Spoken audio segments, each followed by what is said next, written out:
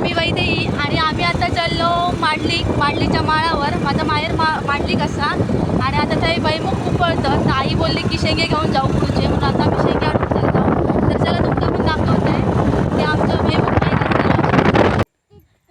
तर मंडळींनो आम्ही आता इलो माळावर आमच्या कोपऱ्यात. तर तुम्ही आता बघू शकता हे बघा शेंगे सुकत घातल्याने आहेत कुपळून.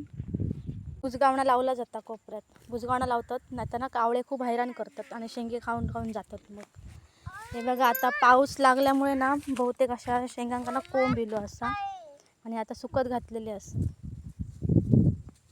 तर म्हणजे हे बघा असं भैमुख कुपळलं जातं आणि असं झाड असं ते हां आणि झाडतात कारण की शेंगातली ही माती सगळी काढून टाकूची असते. हे बघा हे असे कुपळून नंतर इकडे असे सुकत घातले जातात.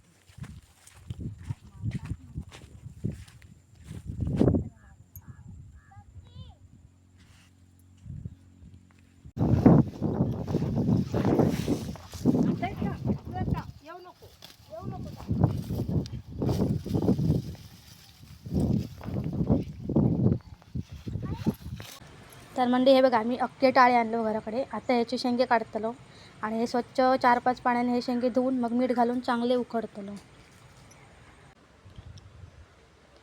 तर हे बघा शेंगे आता स्वच्छ धुवून उकळून मीठ टाकून उकडलेले असतात आणि ते आता खाऊसाठी तयार असतात. तर मंडळी तुमका पण उकडलेले शेंगे खाऊचे असते ना तर कोकणात नक्कीच यावा, कारण कोकण आपलंच असं.